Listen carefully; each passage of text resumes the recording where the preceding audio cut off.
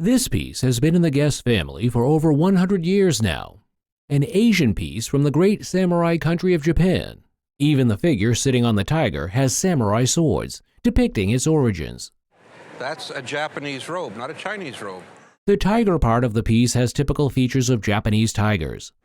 Complete with the fierce look, the popping eyes. The eyes on the tiger are what is referred to as decorated in enamels over a biscuit, which is unglazed. From the Meiji period, which is from about 1868 to 1880, this figure really has stood the test of time. The figure is perfectly detailed and still in good condition. Even the sandals that he's wearing are perfectly detailed. Meiji porcelains, Japanese late 19th century porcelain. Meiji porcelains of this type are in high demand at the moment due to their level of detail and provenance, and valued at, I would say at auction $2,000 to $3,000 would not be a surprising price. It might bring more, considerably more. Thank you. From Scotland with love and fine craftsmanship, what we have on the show today is a well-crafted pottery piglet. This fine work of Scottish pottery was made on the east coast of Scotland, and it was commissioned by Wemyss Pottery in Fifeshire by the firm of Robert Heron and Son, otherwise known as Wemyss Pottery. The figure painted on the piglet is most certainly either one of the two South African protagonists during the Boer War. The Boer War was one of England's skirmishes in the colonies that we had between about 1899 and 1902. This piglet pottery could have either been a decorative piece or simply a piggy bank. But upon a closer inspection, it is deduced that this piece is a spirit flask due to the cork in its snout. A really rare piece. For it to sell at its best price, it would need to be sold in Scotland, in the region of possibly fetch between $3,000 and $3,500. Given to this guest by her father and warned not to dispose of it, this shell vase has been kept by her. A fine example of Victorian extravagance, the vase has a shell held up by coral and several tones of gold decoration. There is some gold in the paint, yes, but they've used other materials to bind it. Made by Royal Worcester circa 1880, this vase was a fairly expensive luxury item at the time. This particular vase is made of porcelain, as opposed to some others made during that time period, which were made with majolica. So it was a fairly popular model when they made it. Wow, it's beautiful. At retail today, this fine piece of Victorian style, with its unique design, would be valued at a retail price today would be around $400 to $600. Well, the value to me is... This stunning diamond necklace, a cherished heirloom, once belonged to the guest's great-aunt Virginia. Family lore suggested Virginia acquired the necklace around 1910 and may have even worn it while traveling to Europe on the Lusitania. The necklace is from the Belle Epoque period origin, with its delicate platinum setting and beautiful old mine cut diamonds. The design maximized the sparkle of the diamonds, especially under candlelight, which was the primary source of illumination during that era. Also, the chain attached to the necklace is a later addition, replacing the original clasp. While this meant any hallmarks on the back were obscured, the overall design and craftsmanship suggested a possible French or Parisian origin. Given the necklace's age, good condition, and diamond quality, the estimated insurance replacement value on this piece is conservatively $40,000 to $60,000 for insurance replacement value. Okay. Yeah. Okay. The guest inherited a beautiful Edwardian necklace from her grandmother. The necklace features a stunning 14-karat pink topaz, an exceptional size for this gemstone. Sometimes referred to as a Kleileman topaz for its deep pink color, the stone is a real showstopper. The necklace also boasts a surrounding halo of old mine diamonds and a strand of natural pearls. The design philosophy is less is more, where the focus is on the quality of the gemstones rather than the abundance of diamonds or metal. The necklace also included an interesting historical detail, the initials BBB, which upon inspection turned out to be the hallmark of Bailey, Banks, and Biddle. They are a prestigious Philadelphia jewelry company established in 1832. They were known as the Tiffany of Philadelphia. While the guest previously had the necklace appraised at $10,000, considering the exceptional pink topaz, the old mine diamonds, natural pearls, and the historical significance of the jeweler, the estimated auction value is A piece like this would be $30,000 to $50,000. I see. Fantastic. Before us stands a figure that seems to evoke an ancient appeal. The guest bought this piece at an antique store. And she says, just whatever you will offer, and I had $20 in my pocket. This figure is said to be a Naat figure, made by ancient West Mexican people, usually placed in tombs to accompany the deceased into the afterlife. We notice inconsistencies and lack of detail in this figure, indicating it is a modern replica of ancient Naat figure. This, and I want you to listen carefully for this. You hear how high-pitched that is? That's a sign. Further questioning its authenticity is the use of paint or chemical treatments instead of natural patinas, a technique often used to make fake antiques. Despite being fake, this piece is still in excellent condition, which places this replica of remarkable ancient art at an auction value of... Normally, you'd see it, say, $50 to $100. So your $20 investment was a great one. I would have paid that at Walmart for it. There we go. Quite a peculiar-looking and compact table, it was given to this guest by a very close friend of hers. This table was made by Danish-American furniture designer named Jens Risum. Risum was one of the first designers to introduce Scandinavian design in the United States. That is known for its pared-down, simple, and honest, humble materials. What I like about this is it's really fantastic, good, honest, clean condition. Typical of Risum's designs, this table is marked by its clean, straight lines and minimalist aesthetic. The wood used to make the table could either be teak or walnut, with every aspect of its design reflecting meticulous attention to detail and craftsmanship. This simple yet unique-looking table from one of the top contributors to modern furniture design would be valued at... If this piece sold for less than $1,500. Oh my God. Thank you. That's really cool. That's so neat. A toy of one of the more famous comic strip characters from the 1920s, Andy Gump. This character was drawn by a man named Sidney Smith. The toy was made by Arcade Manufacturing Company based in Illinois and was made using cast iron. It's quite rare to see metal toys still with their original boxes like this one. The car had the number 348 on it, which has a history behind it. Sidney Smith's first comic character was Doc Yak. Doc Yak had a car that he bought at a junkyard for $3.48, and that's what it was called. So this was originally Doc Yak's car. It became Andy Gump's. And the paint used for the toy is absolutely top-notch. The rarity of having a metal toy of this quality still with its original box would put its valuation at... This toy in 1992 would have been worth every bit of $6,000. Oh my gosh, yeah. The same thing it's worth today. Really? It's quite rare to see original drawings like this.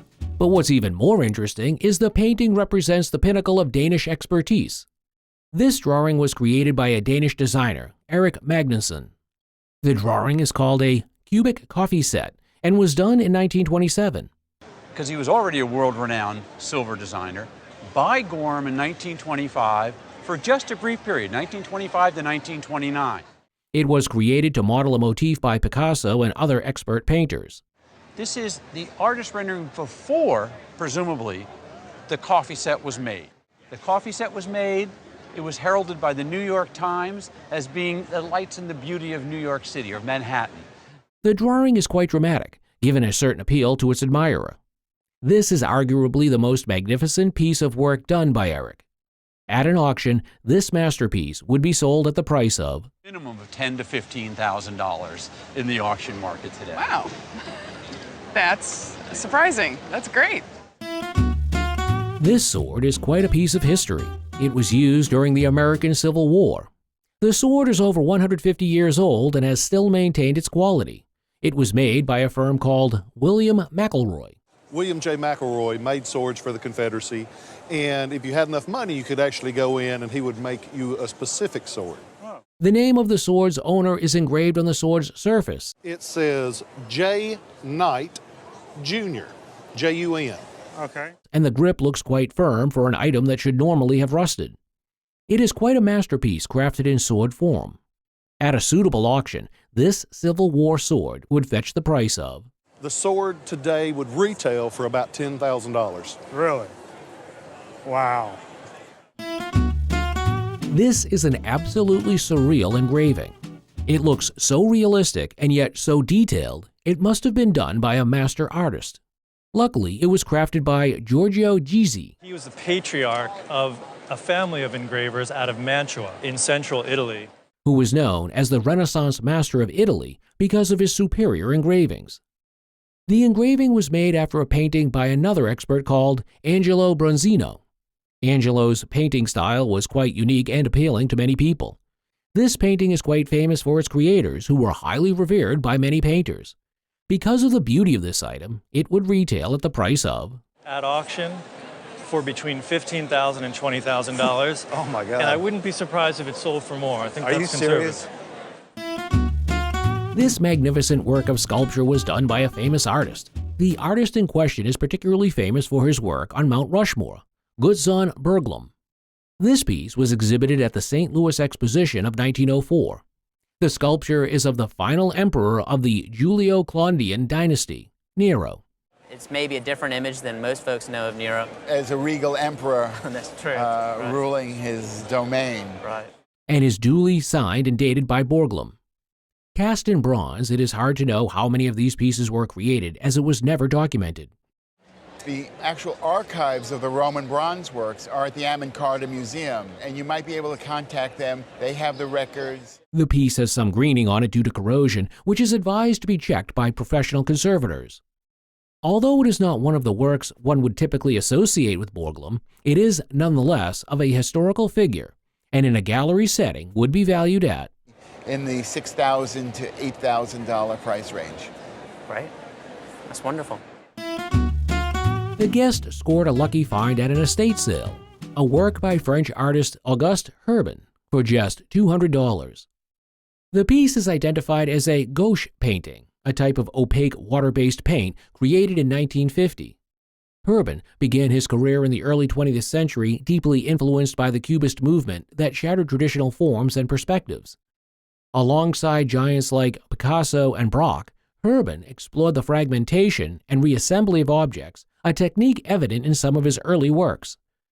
After the war, Herban continued to experiment with different styles. He dabbled in abstract and representational styles, reflecting the artistic movements of the time. Around 1938, a new influence emerged, the Italian Trecento, a period known for its emphasis on geometric forms and simplified compositions. This influence is evident in the guest's painting, where clean lines and bold colors take center stage. Herban's fascination with geometry deepened, leading him to create his plastic alphabet in 1942. This artistic innovation assigned specific geometric shapes to letters, and sometimes imbued colors with additional meaning. The hidden message in the painting could not be deciphered, but that didn't diminish its value. The work was a testament to Herban's artistic evolution and exploration. Considering the artist's acclaim, the date of creation, and the overall quality of the work, the estimated retail gallery value of the painting is... It might sell for something like $30,000 or $35,000. Oh, that's wonderful. The guest brought in a fascinating relic, a cartridge pouch they believe to be from the Civil War. The pouch is actually much older, dating back to the Revolutionary War.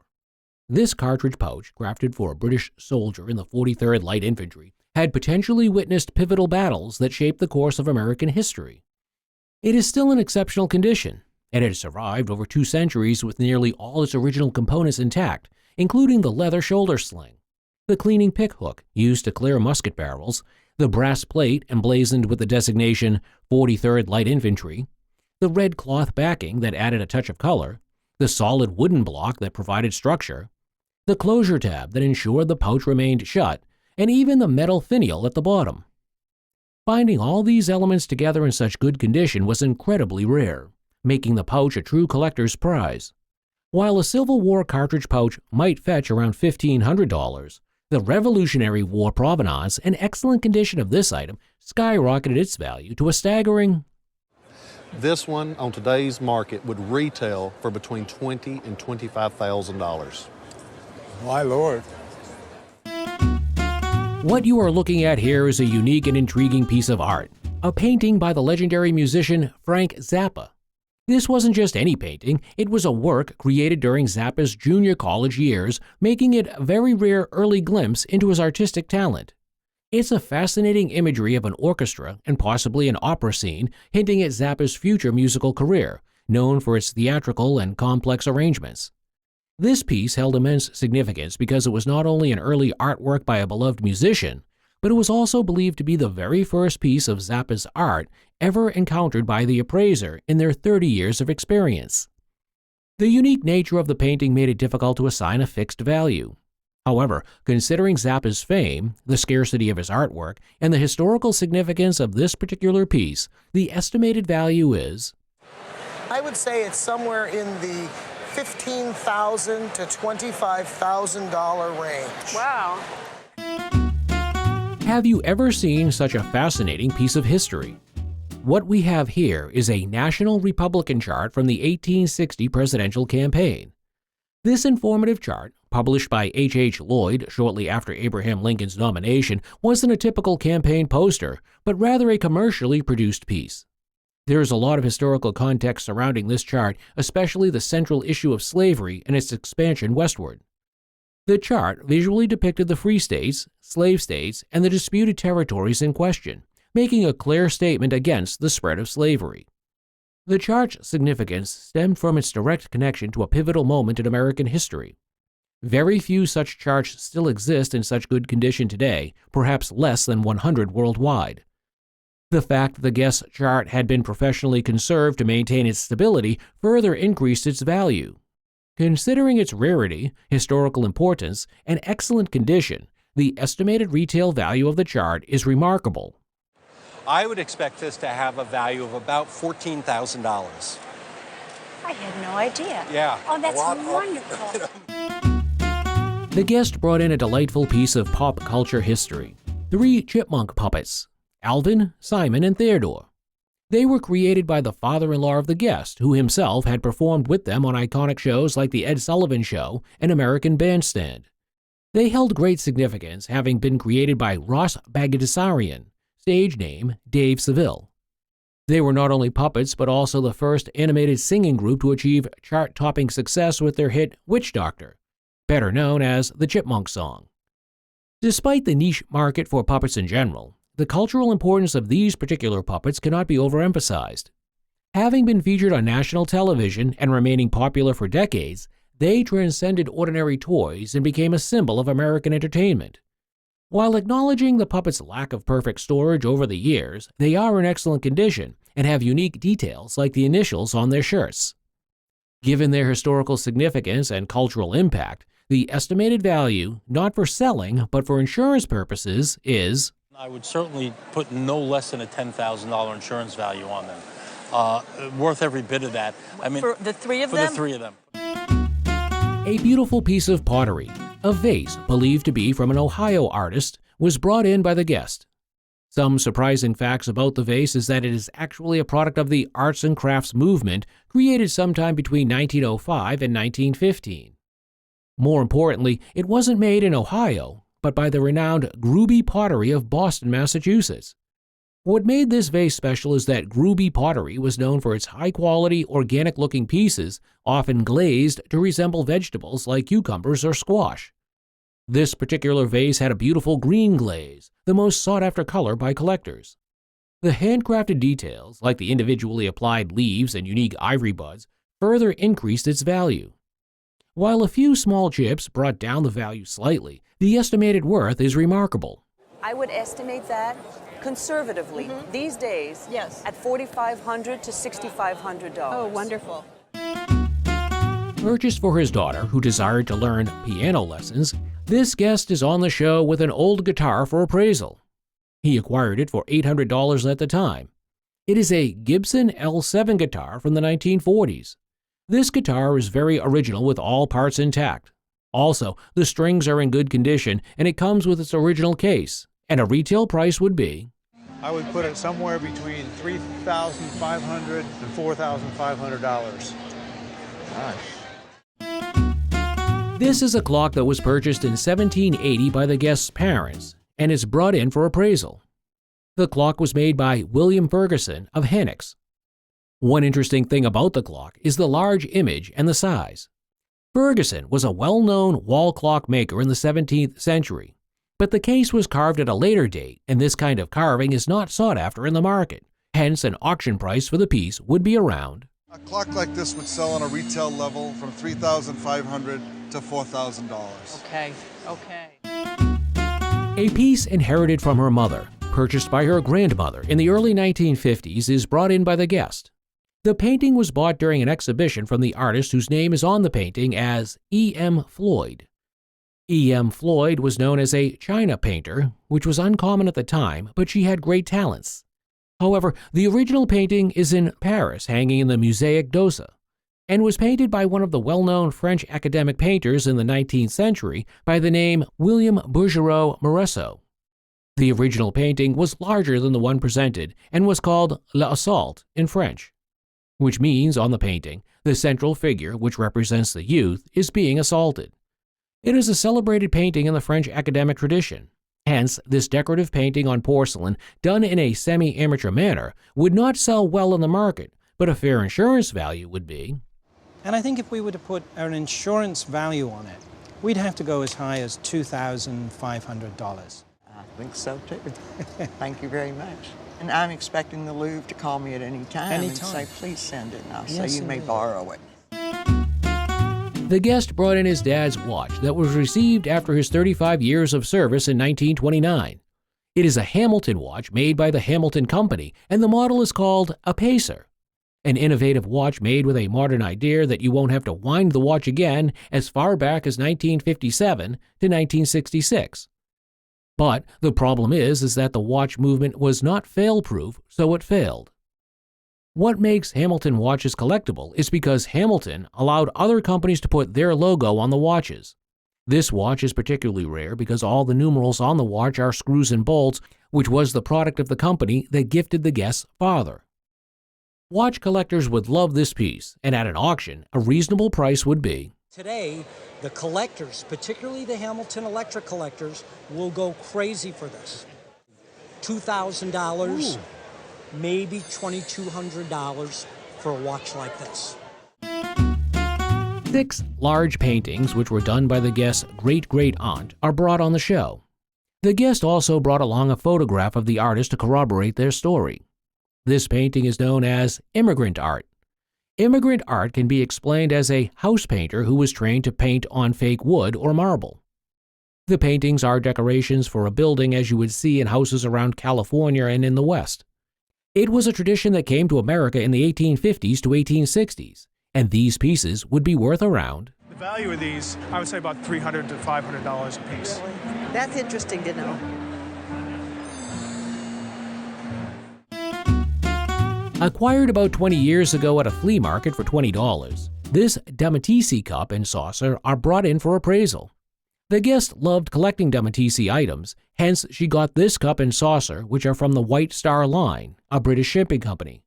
After seeing the movie Titanic, where she saw flashes of this dinnerware, she concluded it was worth more. There are numbers at the bottom of each piece referring to the British registration system, and the date of manufacture is 1906. Most British ships had china with this pattern, but this particular pattern is known as Westero pattern, and it's possible it was on the Titanic. Another thing to note is that this piece comes in different variations and sizes, which determines the price.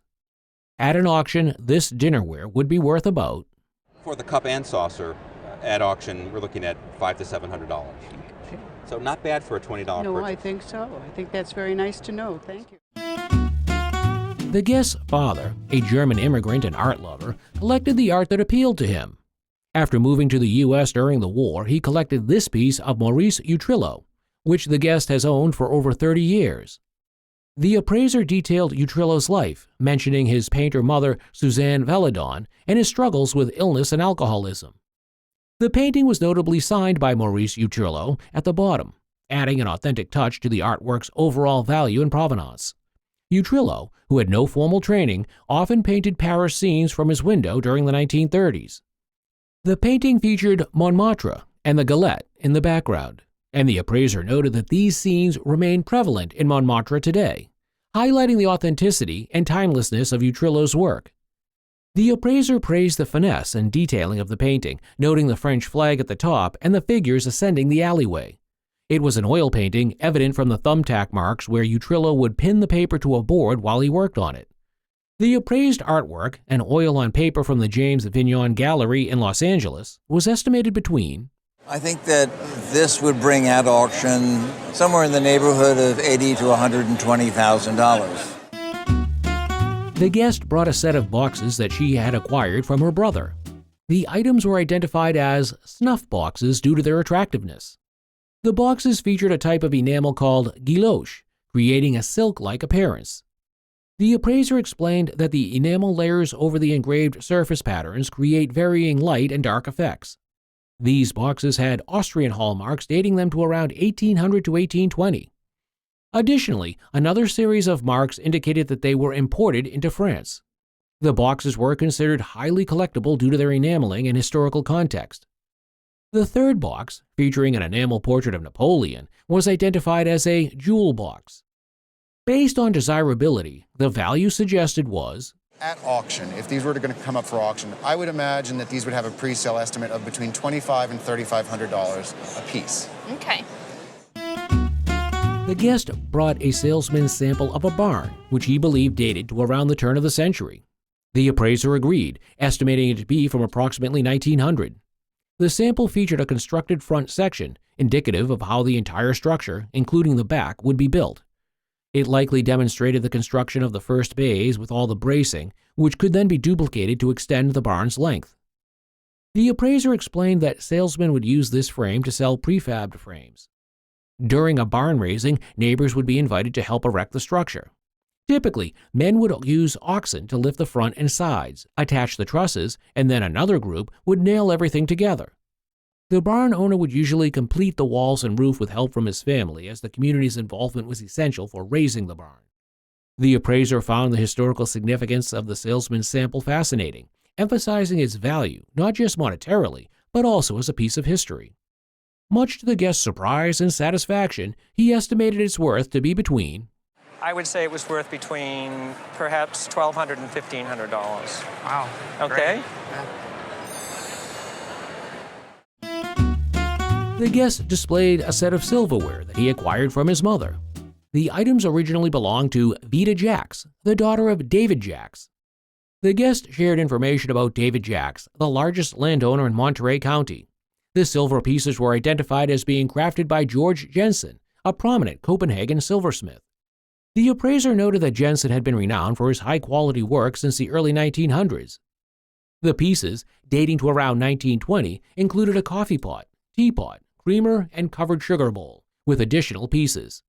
The remarkable set featured Queen Anne influences and a unique handle placed at a 90-degree angle to the spout.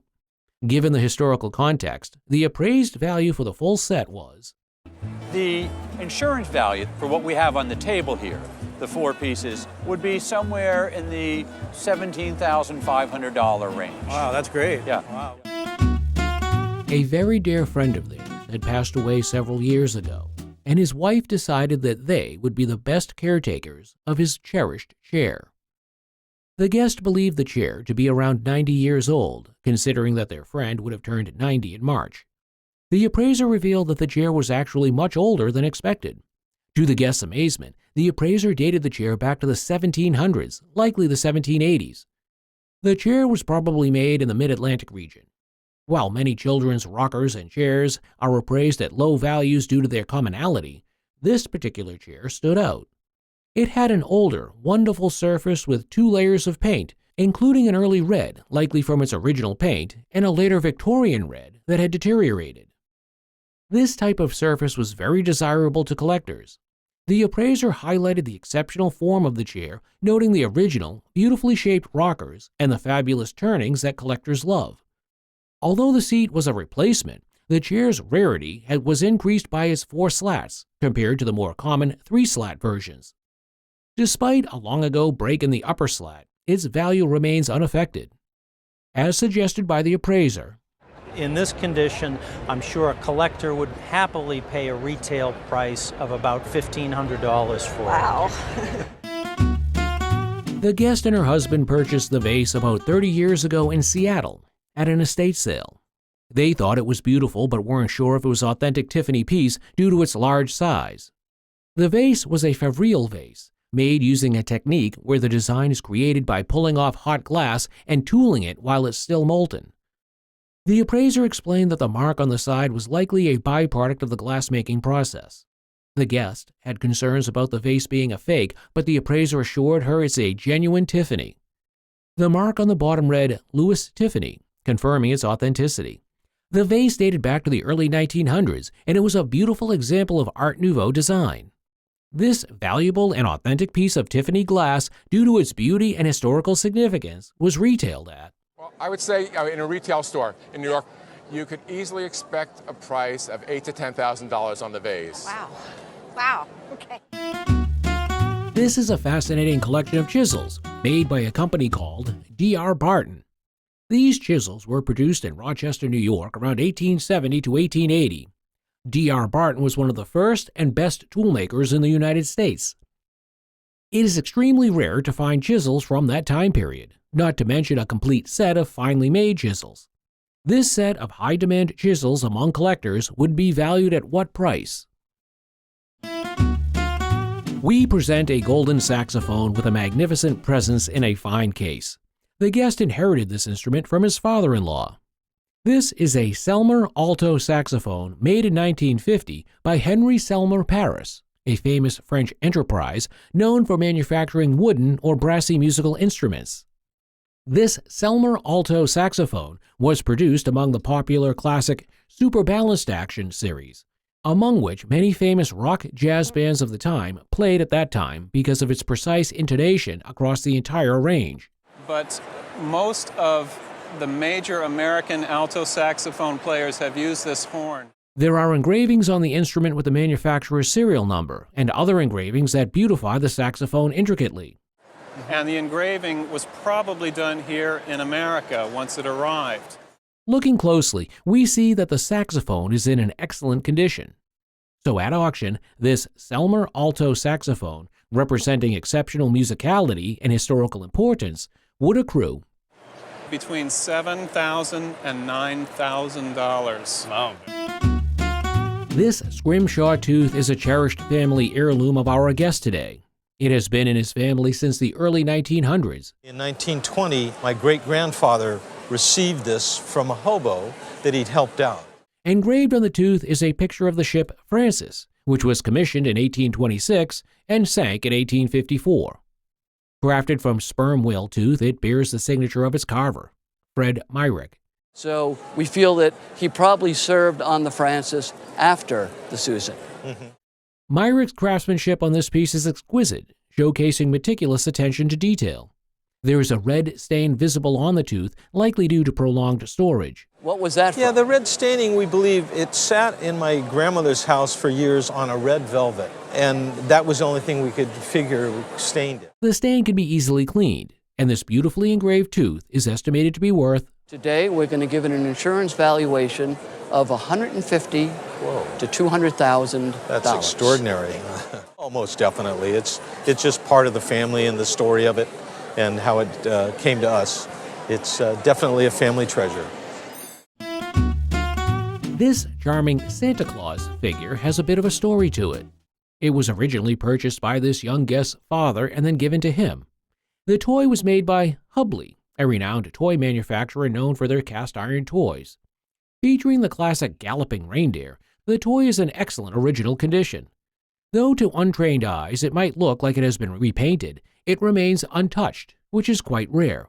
Well, it's kind of odd when you find something so perfect that it looks like it's been repainted. Wow. Manufactured in Lancaster, Pennsylvania during the 1920s and 30s, this piece is a true gem. Despite minor flakes and chips, it's one of the finest examples of Hubley's toys out there. At auction, this delightful Santa Claus toy would be valued at between $3,000 and $4,000. This would bring at auction. He will be so pleased. This Dragonfly Pin carries a story that dates back to the 18th century. The guest's husband purchased it for her at an auction 55 years ago. Interestingly, the dragonfly's wings are mounted on springs, allowing them to move and mimic the fluttering of a real dragonfly. And this piece is a stunning example of Art Nouveau jewelry featuring transparent enamel. And they were worn up on the shoulder. They would pin it right on the shoulder. That's exactly where I wore it. Yeah, that's where you wore it. I know you bought dresses just the right color to match this jewel. Additionally, the wings are outlined with rose-cut diamonds set in silver. The pin also showcases a blue stone at the top and green enameled eyes. However, it was later discovered that this exquisite piece is a high-quality replica of the original Art Nouveau design. Because in actuality, the condition was too good. The other thing that we found was that the blue stone at the top was glass and not a real sapphire. At auction, this beautifully adorned Dragonfly Pin replica would fetch a significant value of easily fetch about $3,000 to $5,000 as a copy. Well, I guess so. And I thank you very much. This guest presented a parquetry fruit dish created by her grandfather in the 1920s in Hattiesburg, Mississippi. Did this as a hobby. He was a car inspector for the Southern Railroad for 51 years. He did this, and he also did a dining room table, same type plan. Parquetry involves creating geometric patterns with small pieces of wood, and this piece is a stunning example of this art form. This was a men's hobby and almost referred to in a way as men's quilting. So men would work by themselves typically to create these pieces. This dish contains approximately 7,000 individual pieces of wood, intricately arranged into both geometric and floral marquetry designs. This piece falls into the best category of parquetry due to its complexity and the fine detail of the work. Even the bottom of the dish, which is typically unseen, is embellished, highlighting the maker's commitment to perfection. Well preserved and in pristine condition, this exquisite piece would fetch. I think a nice retail price for this piece would be somewhere in the $3,000 to $4,000 area. Yes. My family will be proud. A magnificent book of prints is spread out before us. Our guest inherited this treasure from her husband's family. This breathtaking masterpiece is a work of the legendary Johannes Stratinus. He was a prolific designer of prints, which were circulated widely throughout Europe for centuries. He was born in Bruges. He moved down to Italy in the 1550s. He was born in 1523, and he worked with the famous art historian Vasari. The works of Johannes Stratinus was extremely rare and valuable. The book is very rare. His artwork is very rare. There's 104 of these wonderful engravings. This remarkable print is a first edition, published in 1578. With its excellent condition and rarity, this beautiful piece would have an auction estimate of... We would safely put an estimate of $20,000 to $30,000 on it. I hear them say you're kidding all the time on the program. We're not kidding. We don't kid. The modeling of this sculpture shows the artist's innovative carving skills. This piece is a sensational 1917 bronze sculpture by Daniel Chester French, who was an American sculptor of the late 19th and early 20th centuries.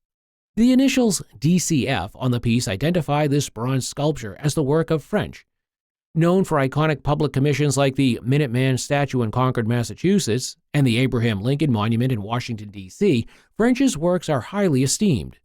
This particular sculpture, a beautifully modeled female nude, is unusual for French, who is more recognized for his monumental public pieces. Despite its rarity among his typical subjects, the sculpture showcases his exceptional skill. In today's market, this bronze sculpture by French is valued at... The current auction value for this would probably be in the $5,000 to $7,000 range. That's great. The design of this La Grasse glass vase is top-notch. This piece is a remarkable piece from the early 20th century, likely dating to around 1910. La Grasse, a French company that produced exquisite glassware, has this vase as one of their finest examples that stands out. The vase showcases a combination of decorative techniques, which features a mottled green glass with maroon striations and an acid-etched surface. The most captivating aspect is the gold treatment that appears like a metal mounting. What makes this piece particularly special is its size and attention to detail, as larger pieces of La Grasse are often more commercial. The signature Ellen Company on the underside signifies its status as a special piece and is valued at Between $3,000 and $5,000. Oh, wow. Oh, that's wonderful.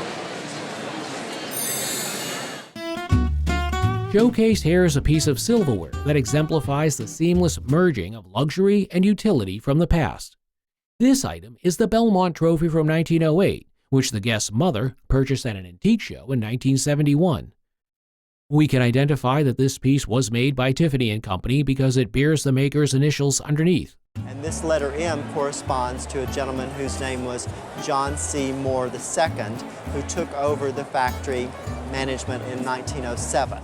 On top of the trophy sits a silver horse figurine representing the horse that won the award. Opening the trophy reveals it is a humidor, complete with a copper lining. Finally, the piece came with its original case, further enhancing its value. We can expect this silver trophy by Tiffany to command a significant value of that it might bring between $30,000 and $40,000 in today's current auction. Wow, that's amazing. This Cartier lion brooch from around 1960 is a remarkable piece of jewelry that showcases Cartier's exceptional craftsmanship and luxurious design. This brooch features a majestic lion meticulously crafted from yellow gold. The lion's mane is intricately detailed, showcasing a combination of polished and textured finishes that brings the figure to life. The nose of the lion is set with one solid emerald, which adds a striking contrast and a touch of vivid color.